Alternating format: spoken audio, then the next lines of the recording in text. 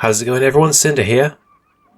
Here we are today with the third episode of Tugs Character Profiles. Today, we're covering OJ, the number 3 of the Starfleet.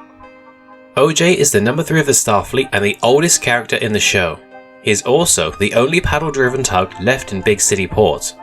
He fills the generic role of being the old and wise man character. However, he is far more than just a stereotype. OJ is like the grandfather and or uncle to his fellow Star Tugs, and is clearly respected and looked up to, especially by the youngsters. As the old saying goes, with age comes experience, and OJ embodies this trait. Whenever the Stars are presented with a problem that needs solving, they always look to OJ for advice, and he usually has a resolution that helps.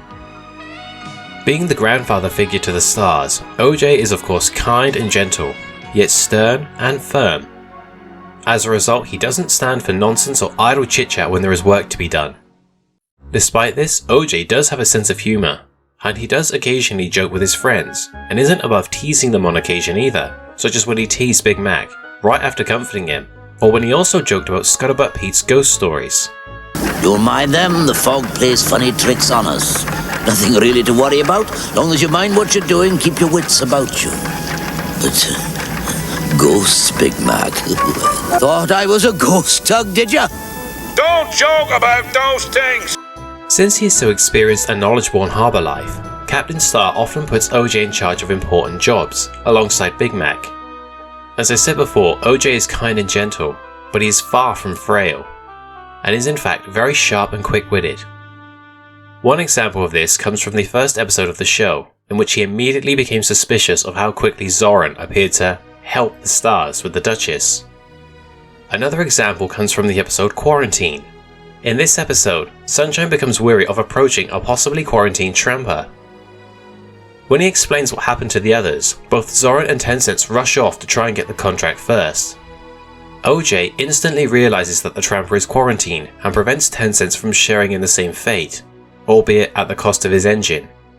OJ is incredibly selfless and always willing to risk himself to save others. This was shown when he helped save Uptown from a logging disaster, as well as when he led the fake parade out to the Navy's target practice in order to save Grampus. Or when he blew out his engine to save Tencents, even though that he knew that doing so would most likely result in him being scrapped. Despite his age and experience, OJ is not someone who you could describe as being stuck in his old ways, and he is still very much willing to learn and admit when he's wrong. At the end of the first episode, when Captain Star addresses the fleet, he quietly admits that he and his Stars were wrong to immediately blame Sunshine for the Duchess incident. As for the Starfleet, we've learned a valuable lesson here. Yes, A lesson indeed we about have. trust and friendship. I think we have 10 cents to thank for that. I think that says a lot about who OJ is as a character. He's wise, knowledgeable, and book smart, but is still willing to learn. And in my mind, that makes him very respectable. Like all the other Stars, OJ's model is based on the tugs from the 1920s San Francisco fleet. His model specifically is based on the Appleton Hull. OJ is voiced by Timothy Bateson, who you may recognize as the voice of Kreacher from Harry Potter and the Order of the Phoenix. Just like the rest of his crew, OJ speaks with a British accent, this time it being from southern Wales. His name stands for Old Jones, which is most likely a reference to his age and the long amount of time that he has been around for. OJ is also one of the few Tugs characters to appear in Thomas the Tank Engine, albeit with his face removed and a completely different paint job. Still nice to see him there though. So now we come to my thoughts on the character. Obviously I like OJ, there isn't a single character in the show that I do dislike. I will admit he is one of the characters that I've grown to appreciate most as I've gotten older. But even so, it's pretty hard to dislike someone like OJ. If you see my previous character profiles, then you'll know that this is the part where I compare the character in question to Thomas characters and try to find a counterpart. For me, I consider OJ to be something of an amalgamation of Edward and Toby.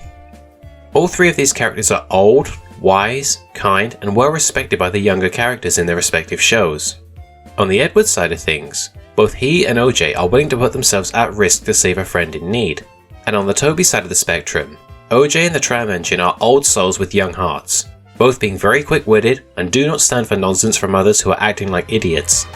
Just like Edward and Toby, OJ is a character that I feel we should all strive to be like in our later years. And that's everything I have for you on OJ today. As always, I really hope you guys enjoyed this video, and be sure to let me know what your thoughts on him are, as I'm really interested to hear your perspective. If you enjoyed and want to see more, don't forget to like, share and subscribe, and click the bell to be notified for when I upload. As you might expect, the next episode will feature the man himself, Top Hat. Me? Until then, I've been Cinders and Ashes UK, you've been awesome, and until next time, have a great day.